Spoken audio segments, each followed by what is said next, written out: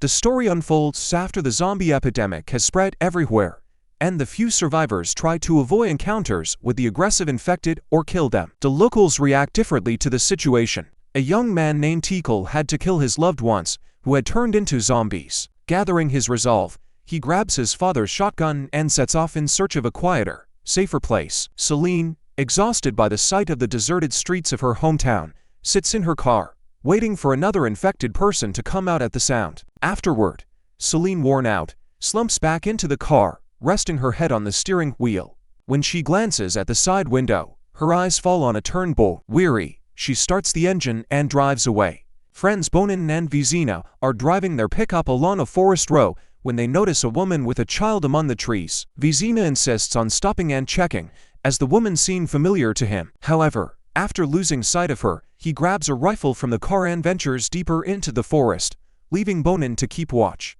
Soon, Vizina is ambushed by hungry zombies, and Vizina is bitten. He rushes back, and Bonin, shouting in despair, speeds the car away from the pursuing horde.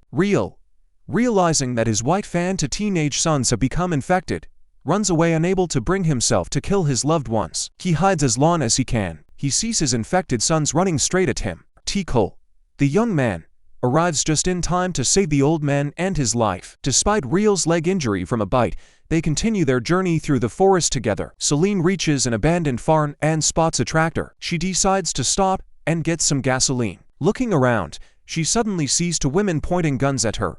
These are the ranch owners, Pauline and Therese, who, mistrusting her, demand that Celine strip to prove she hasn't been bitten. Afterward, they sit on the porch and begin questioning Celine about the events in the city. Celine, having wandered in search of shelter for a long time and not seen other survivors in ages, is offered to stay with them by Therese.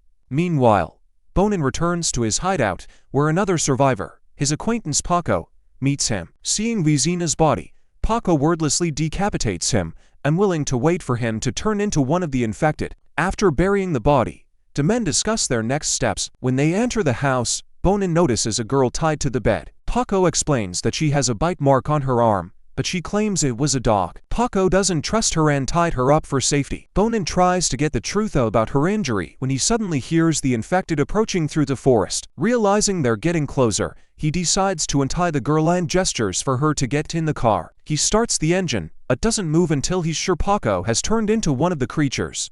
When it happens, he suddenly drives off, racing down the forest road toward the highway. Glancing back, he notices hordes of aggressive infected emerging from the woods. Paco, now a zombie, catches up with the car and tries to grab the girl, aiming to harm her. Terrified, she screams and struggles with him. Together with her companion, they arrive at a clearing where Bonin burns his friend's body to prevent its transformation. There, they meet a man named Dimers. Tanya, the girl's name, notices that Dimers doesn't seem to understand what's happening around him. Bonin explains that he's a bit out of touch with reality. He believes he's just returned from an important mission and is about to reunite with his family, even though he never left the city. Meanwhile, Real and Tikal decide to take a break. Sitting in the woods, the old man shares his grief over the tragic loss of his family.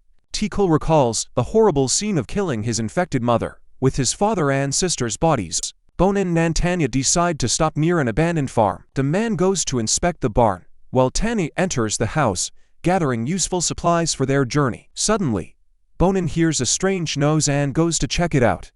Meanwhile, Tanya notices some movement in the house. As she searches the rooms, she finds a little girl named Zoe hiding in a corner, who is not infected. After taking care of her, the woman and the girl head to the barn.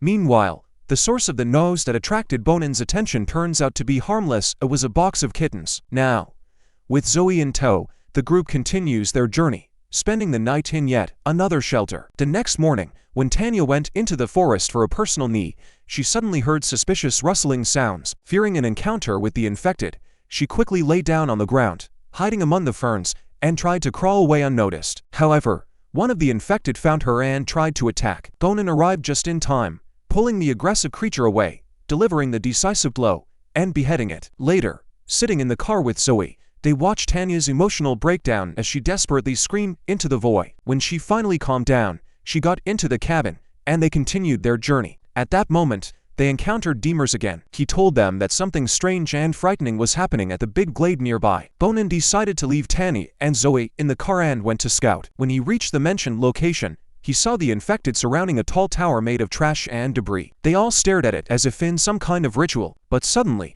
one of the infected noticed Bonin and began screaming, letting out a terrifying shriek. Bonin quickly returned to the car, started the engine, and immediately drove away, with the horde of zombies watching them as they left. Bonin took his companions to a farm owned by Teresa and Pauline.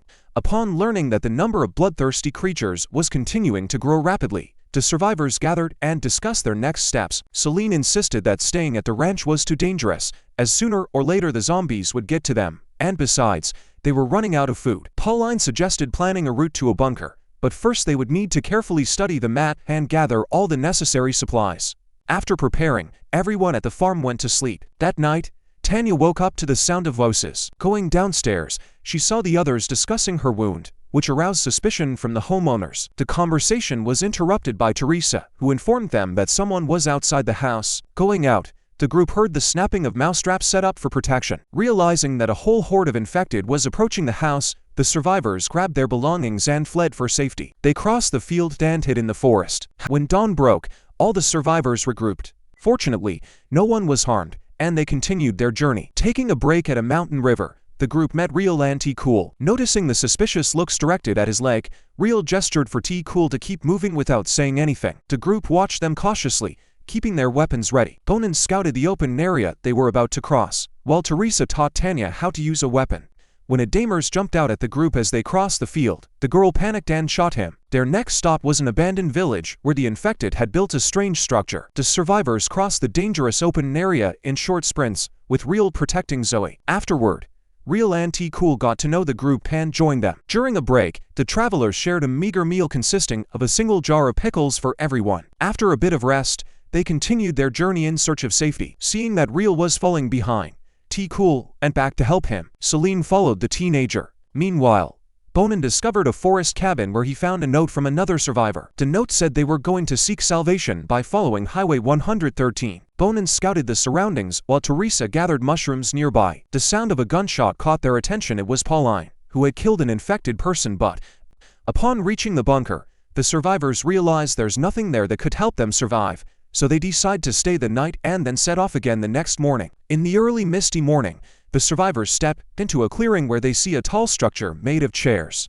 As the fog clears, the infected send a signal, waking their kin, and Teresa tried to hold off the zombies to give the others a chance to escape. Running out of the field, a man hands a child to a young woman, then runs in the opposite direction to distract the zombies. Tanya leaves the girl in a shelter and begins to play the accordion. Running farther away from the shelter, she draws the attention of the infected, who chase after the music. This gives Zoe a chance to survive the attack. He orders Zoe to leave immediately and to take the gun with her.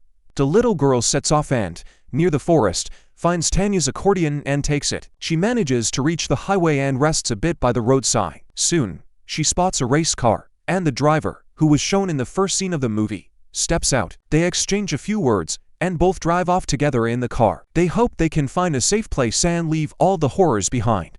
Thank you so much for watching. I hope you enjoyed this short zombie story.